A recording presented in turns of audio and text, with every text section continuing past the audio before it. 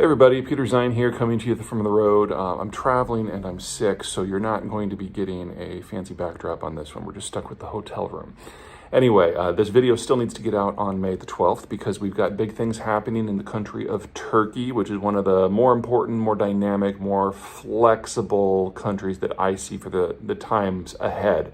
It's one of the handful of countries that security forces and economy are basically right-sized to its neighborhood and its ambitions, and I expect it to be one of the 5 countries moving forward for the next couple of decades to really dominate the human condition. If you want to see more about that, there's a massive Turkey chapter in my 3rd book, Disunited Nations.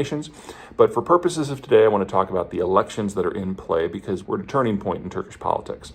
The incumbent is a guy by the name of Erdogan, who has basically run Turkey for the last 20 years. And in his first decade, he ran a tight ship economically, he was very inclusive, he sought out broad coalitions, and he even did some selective purges of the military to prevent the military from purging civilian governments like the Turkish government had done for decades. And so overall, most folks in Turkey and beyond Turkey liked him quite a bit.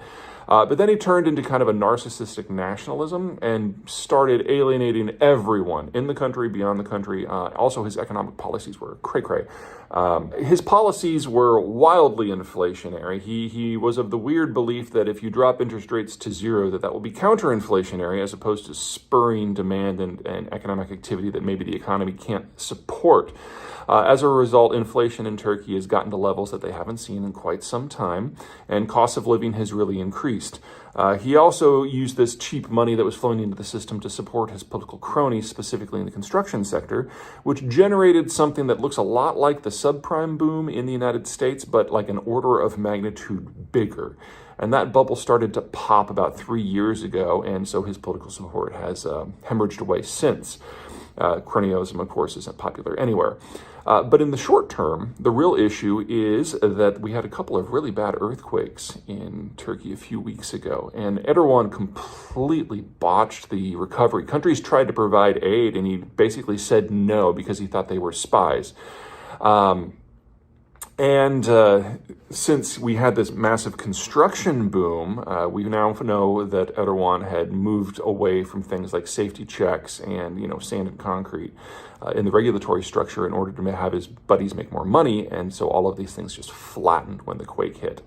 On top of that, Turkey is a very young country demographically, and the bulk of its population is under age 30. And for most of the voters, under age 40, they've never known anyone but Erdogan, and so they are willing to move on. Now, his challenger is a guy by the name of, let me see if I can get this right, Kılıçdaroğlu. Apologies to Mr. Kılıçdaroğlu if I completely bash that. I'm just going to call him by his first name, Kemal. Okay, Kemal. So Kemal has been in Turkish politics about as long as Joe Biden has been alive, which gives you an idea of how viable of a candidate he is in the long run. But he is the leader of a 6-party coalition who decided to put all of their differences aside in order to get Erdogan out. And what that tells me is that even if he wins the presidency, and even if the opposition can carry the parliament, and even if Erdogan goes quietly, none of these are givens. I mean, we're leaning that way, but they're not givens. Even if all of that happens, all of their hopes occur for these elections, it's a 6-party coalition with a guy that's older than dirt. It's going to be a transitional government, even in the best case scenario. So those people who are looking at Turkey from a foreign policy point of view, who are expecting big radical changes, temper your enthusiasm. Now, I do expect there to be a significant shift, at least in tone, because Erdogan has become more and more erratic as he's become more and more dictatorial, and he's now seeing spies under every cushion. So, the Greeks are always an issue, the Armenians are always an issue, but because he's a strong man, he's kind of cozied up a little bit. I mean, that might be overly harsh, but cozied up a little bit to Vladimir Putin. He thinks the United States is trying to overthrow them. He hates the Europeans with a passion, and simply injecting a little bit more realism and, to be perfectly blunt, mediocrity into Turkish foreign policy making to calm everything down would really be a good idea.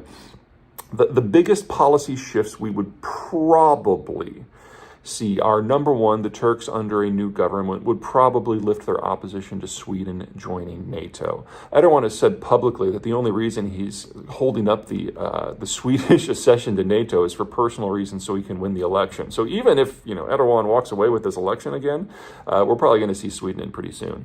The second is relations with the Russians versus the Americans as regards to the Ukraine war.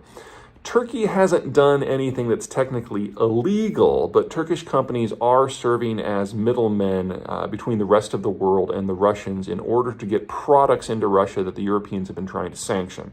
Now, the Europeans and the Americans aren't happy with that, but until the Europeans or the Americans get a much broader sanction program, it's nothing that the Turks are doing that's illegal. But getting a little bit more understanding from Ankara on what needs to be done in order to put Russia in a box is something that Kılıçdaroğlu Kemal seems to be amenable to. In terms of other relations, really Israel and Egypt are the big two. Erdogan really butted heads with multiple Israeli governments, and it's only recently that things have started to warm. And relations with Egypt are fraught.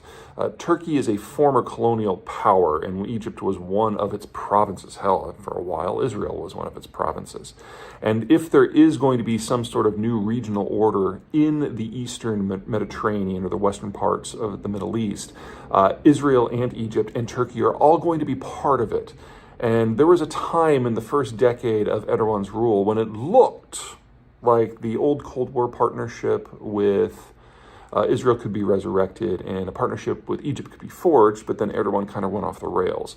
And so simply letting history and regional geopolitics take their course, Turkey's the natural leader of that bloc. And since the Israelis are having some wackadoo political issues at home and Egypt has descended into full narcissistic dictatorship, it's actually a really good opportunity for a more open and moderate Turkish government to make some gains in this area. And really, that doesn't take firm foreign policy making. That doesn't take a strong leader. That just means taking advantage of the economic and proximity issues that make Turkey the logical power in this region.